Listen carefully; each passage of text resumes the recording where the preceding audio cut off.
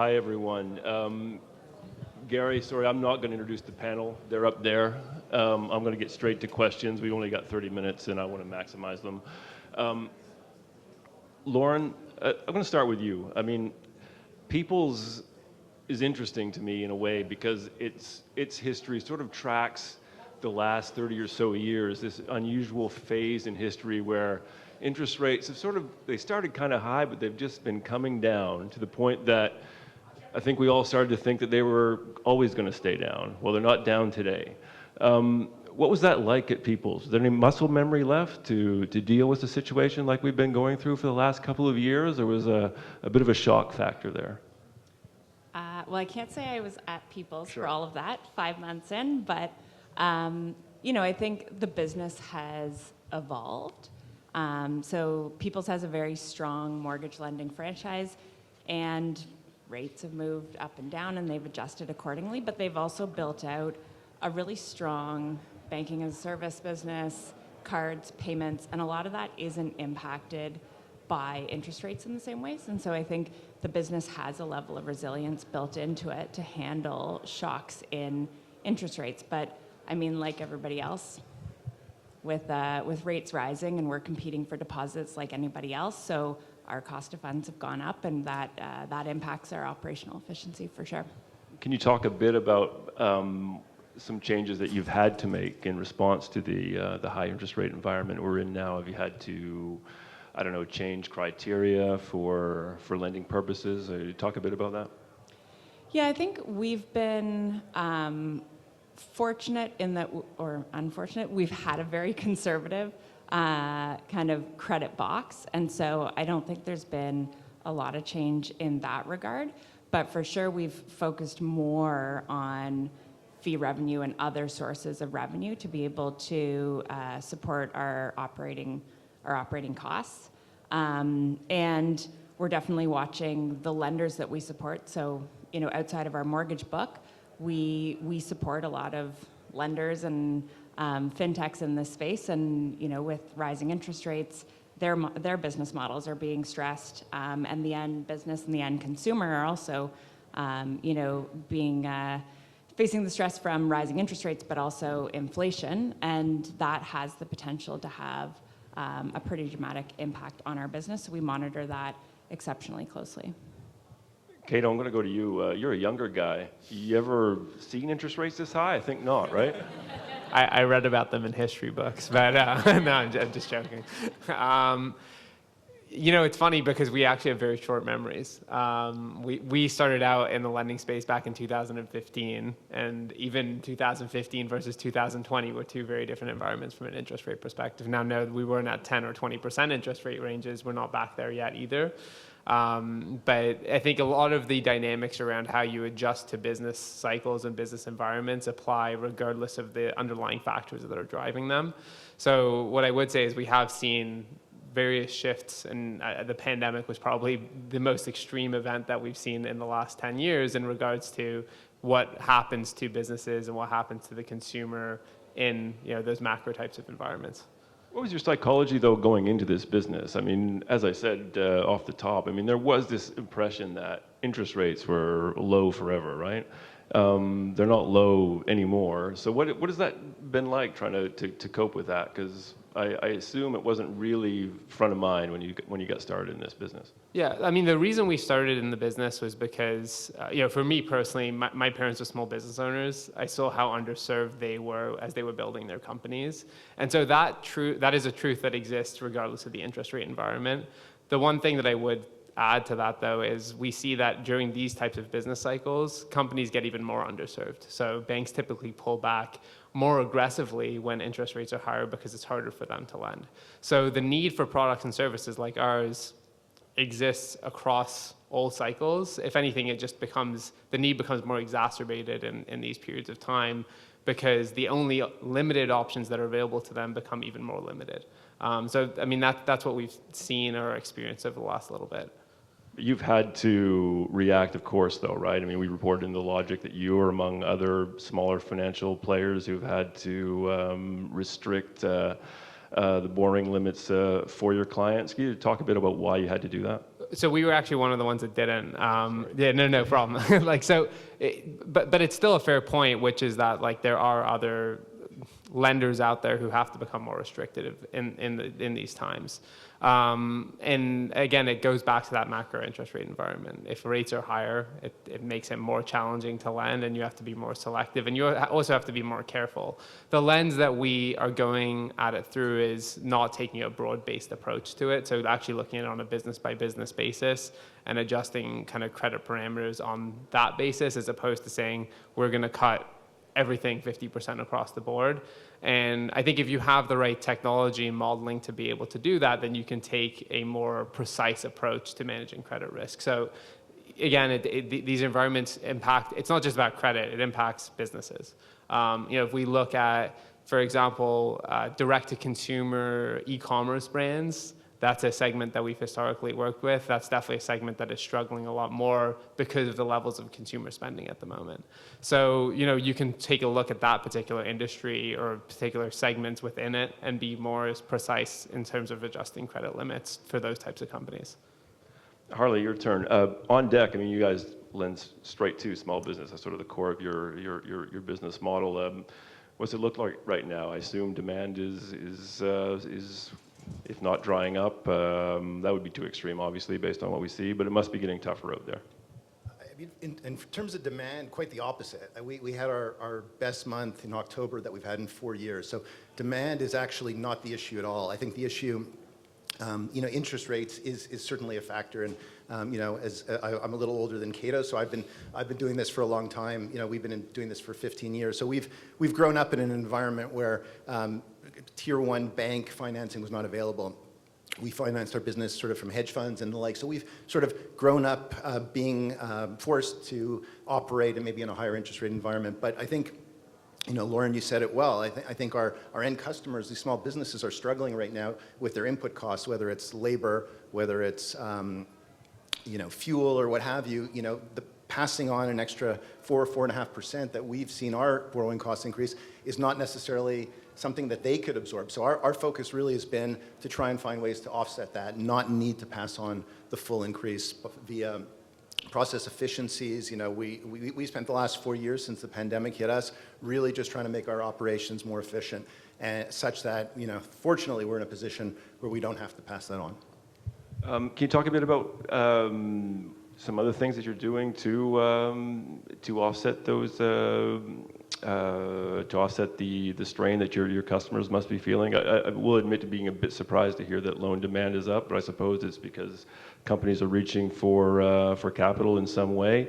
But that must cause some wariness on your side, given that these companies presumably are in a potentially precarious situation and taking on more debt to get through it. The portfolio has held up so far from a performance point of view, but yes, certainly as we potentially go into a mild recession, certainly that's on our minds as well. The ways that I think that we've offset some of the increase in costs, I think I mentioned sort of there's greater automation. So really just, to give an example, we've sort of returned to pre-pandemic volumes with about 25 to 30% less headcount, less operating expenses, and that's great. So we spent the last 4 years, while we were not focused on growth, we were focused on making our system better. And I know, Cato, you kind of diversified your revenue. We kind of said, look, we're really good at small business lending. Let's become even better at it. Let's be more efficient so that, if an event like this happens, we'll be prepared. So some of the things we've done, just really reducing OpEx, allowing for greater automation in the process, fewer people. Product stuff, we introduced a line of credit, and a line of credit's maybe a more surgical product in the sense that a term loan, you really feel the higher interest rates. In the case of a line of credit, at least you could offset some of that by, using the capital a little bit more selectively, revolving, paying it down. So those would be some examples. Lauren, your background's in legacy banking. You talk a bit about how you think that they're probably approaching the situation right now when it comes to lending to smaller businesses, and then how that compares with your approach at Peoples? Yeah, so I think, Cato mentioned in environments like this, the banks start to, restrict their credit box. They start to slow down the flow of capital. And so I think, especially in the SMB space where banks have traditionally not been that efficient at lending in the space. They're all present in it, but they're not going to be able to come to decisions as quickly. They're not necessarily going to be the best at risk modeling and pricing it. Whereas I think some of the emerging players in the space are doing much better in some of those segments. But I think we'll continue to see the banks restrict availability to capital, which just sort of adds to the challenge that SMBs are facing in Canada. For Peoples, we've taken a different approach and said, we accept that we're not going to be as efficient or as competitive as the fintechs and alternative lenders out there at reaching that small business or reaching that end consumer. And so our whole business model is not built around going direct to those parties. We instead partner with other fintechs and other lenders out there that are better. We're going to give them competitive costs of capital to help them reduce the core cost of them being able to lend. But we're not going to compete with them because we just aren't going to be as competitive. We're not going to put the same amount of money into customer acquisition, into building unique technological solutions, into generating the best-in-class models.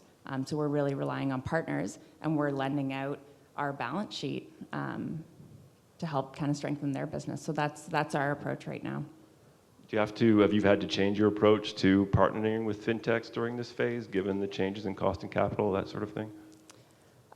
I think to some extent you always have to, and there's the whole ecosystem is evolving so quickly, so there's an infinite pipeline of fintechs out there that would love to get money, and so we're having to be selective in terms of which industries we want to get exposure to, and trying to be selective with the right management teams that are bringing bench strength, and where we have confidence in their ability to scale and their ability to be successful. What industries do you want exposure to at a time like this? We're quite interested in the SMB space. We have quite a bit of exposure in consumer. Peoples as a bank is built on mortgage lending, so we've got a fair amount in the MIC and consumer and commercial mortgage. And so I think we'll continue to build out in that segment, and then sort of as an extension of our credit card business, both consumer and small business credit card receivables. Thanks. Cato, what's your outlook at the moment, and what are you doing to try to stay competitive into what, Harley sort of alluded to it, what looks like at least is going to be a mild recession. Some think it could be worse. Fewer people are starting to think we're going to avoid one altogether. The soft landing talk seems to be going away in a hurry. So what is it? What's your outlook at Loop, and what are you doing to stay competitive? Yeah, our philosophy really changed in the pandemic because we saw this kind of external event happen that had a drastic impact on the lending space. We've really diversified our business quite a lot, and so today most of our revenue that we generate is actually outside of lending. Most of it comes from the revenue streams that we have related to things like payments, foreign exchange. And so what we've really crafted Loop to be is a platform that enables small businesses to be successful on the global stage. And so, whether there's an opportunity to get more aggressive or be a little bit more conservative from a lending perspective, we want our business to be positioned to help companies throughout those cycles. So, when we work with customers, sometimes they're in a position where maybe it's not the right time for them to take credit on, but we will still be there to support them in growing their business, enabling them to be successful. So we're really trying to position ourselves as a true financial partner and ultimately help companies weather the storm in multiple ways beyond just access to credit. What is your outlook, though? I mean, you must have something of a forecast given the business you're in. So what sort of a forecast are you working with at the moment? Look, I think the one thing, I may be younger, but the thing I have learned is that, what in every single environment, there are winners and losers. And so I think this is going to be no different. There are going to be certain verticals and certain segments that will benefit from the current prevailing times, and there's going to be some that struggle. And so the winners are going to be the people who either can pivot or adapt or adjust to be the beneficiaries of kind of the current environment. The world goes on, the economy goes on, and so there are, just to give you maybe an example of that, we have some companies who worked in some harder hit industries over the last kind of 18 months who have totally pivoted their businesses and started to kind of work in a new segment, and their businesses have actually grown as a result. And then we had some who did not, and unfortunately are in a really tough or difficult position. So I think it's about the adaptiveness and resiliency of companies, which is ever more important in these types of times. Overall, yes, sectorally, we will probably see more pain in the small business sector as a whole, but there will still be winners coming out of it as well. What do you see, Harley? I mean, delinquencies haven't been terrible so far. I mean, I've seen data; they're starting to pick up. What's it look like from where you sit? You know, we feel like we just came out of probably a Cat 5 hurricane in the pandemic. Like, we went from a place where 3/4 of our customers were unable to make regularly scheduled payments like overnight in March of 2020. And we worked with them. We provided payment stress relief. We adjusted our credit models, on the fly. And so we had our own syndicate of Canadian banks that provided us with flexibility so that we could survive and service our customers. So we feel like we've been through the worst, and not to suggest that it can't be a little bumpy over the next few quarters, but we feel pretty comfortable that, if we were able to sort of get through that event and that shock, that, we'll continue to do the same things. We'll continue to adjust our credit models during the pandemic.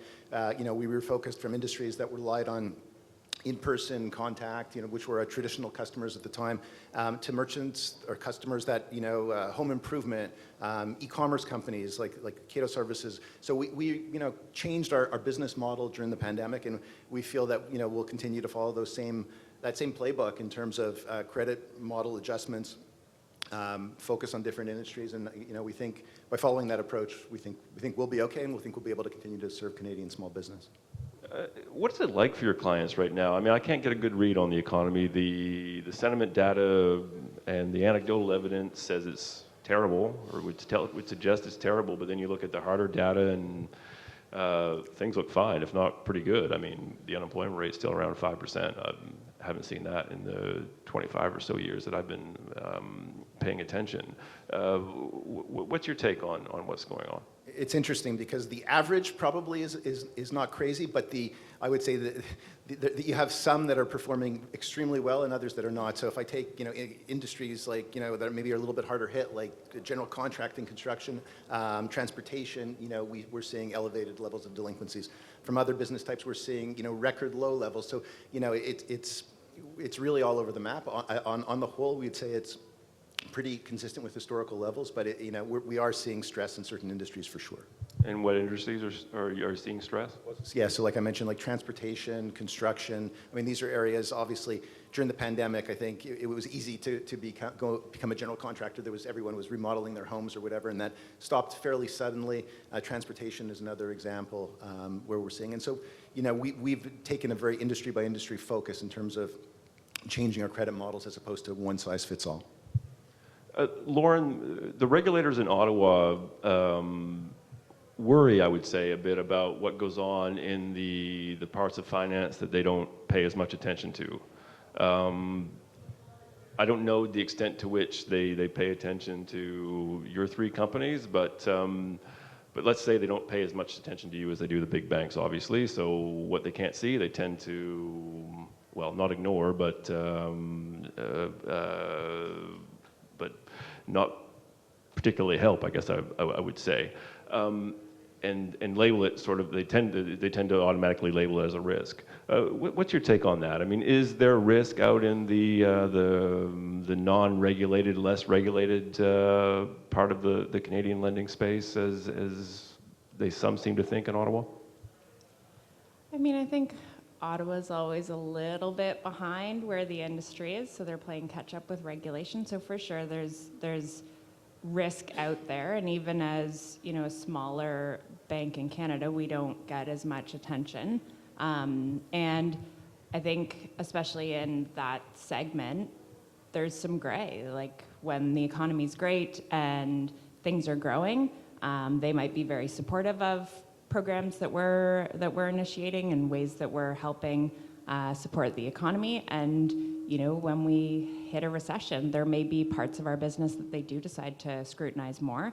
For sure, we see the future of banking where banks will double down on the areas where they add the most value, and then they will become, a facilitator to some of those other areas. But it does introduce new risks. When we're providing the capital, but somebody like Loop is actually lending the money. We are trying to monitor their practices as best possible, but we understand now that we have created an inherent risk for our bank by exposing our balance sheet to that entity, and so that's part of why we're selective, and we think we're pretty good at monitoring it.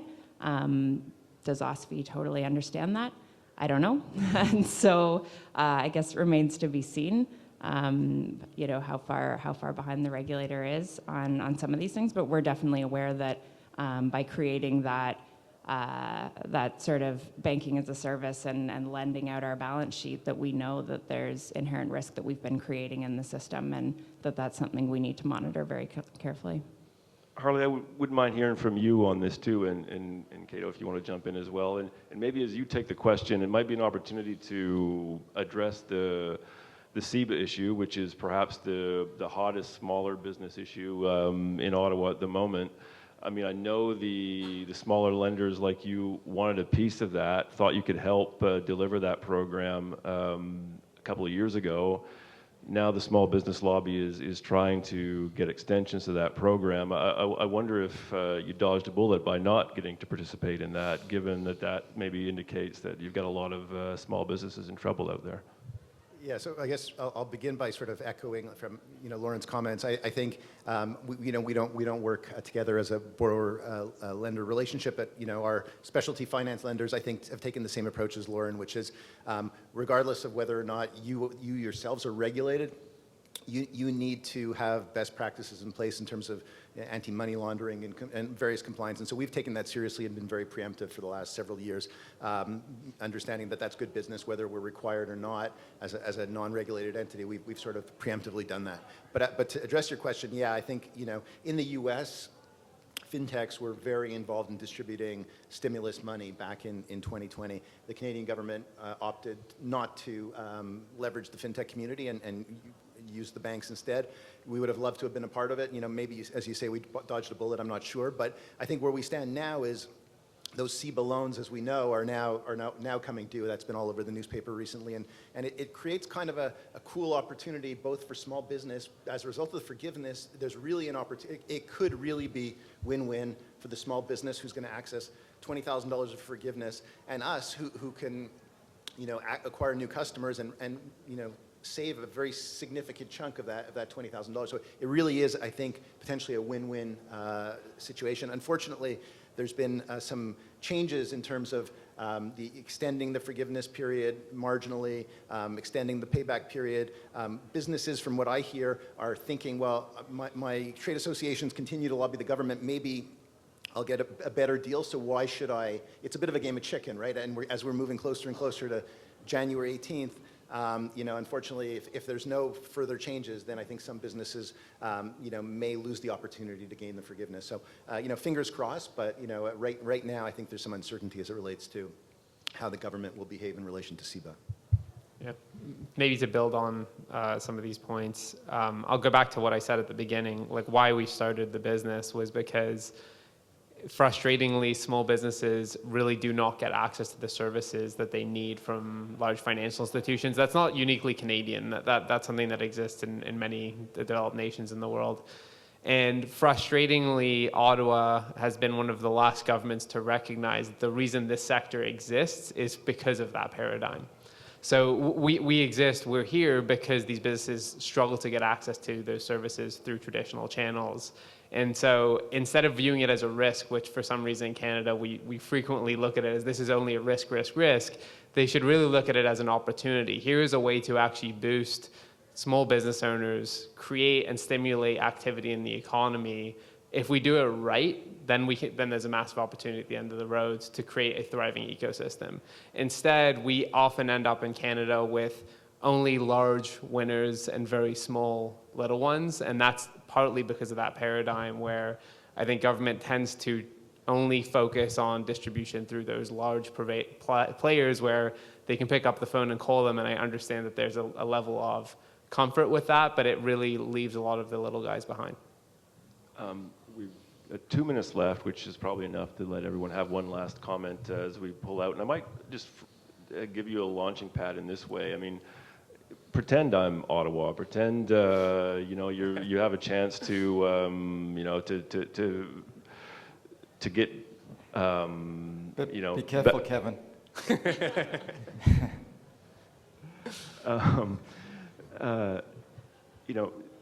Tell me why you should or I should relent and let you in. Tell me what you can do differently to perhaps alleviate the kind of recessions that we've gotten used to over the decades, which obviously take out a lot of smaller businesses, obviously, because the bigger players have the wherewithal to withstand headwinds like these. Kato, why don't you start? Sure. I mean, look, 90% of private sector workforce is employed by small business. So it's a very clear case that in terms of you want to stimulate the economy, the most effective way to do it is by stimulating the small business part of our ecosystem. The question is, like, how do you get to them effectively?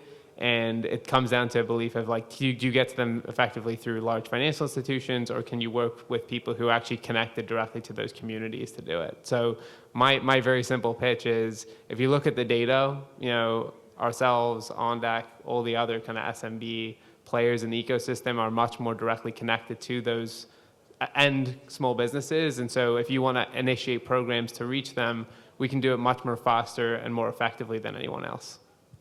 Yeah, I would say that's exactly right. We're built for this. This is all we do. We provide capital to small businesses, and we have the data to do it in a seamless, quick way. And we follow the best practices. We're not, we're dealing with reputable banks and the like. And so, we think we could have a role. I don't know that I would say we could avert a recession, but certainly we could help, lessen the blow. Lauren, you've got that unique perspective from having spent time in both these worlds. So what do you think is the message, or what do you think Ottawa is missing?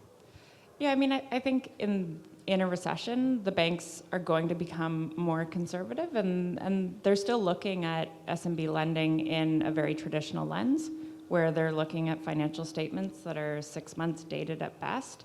They, have a view on certain industries. They're looking at the personal covenant of the borrower, and I don't know that they have maybe the most progressive credit models. And in this environment, as Kato mentioned, the SMBs are the backbone of the Canadian economy, and if we pull back credit, there's no scenario where all of them, or a vast majority of them, can continue to survive through this environment. And so making sure that they continue to have access to capital, I think, is important. And I don't think they're best served, at least not for the vast majority, through the kind of traditional banking segments. I think they're better to, absorb their financial services through platforms that are where they want to be and serve them in the way they want to be. And we're happy to kind of be there in the background. All right, thanks. Thanks to all of you.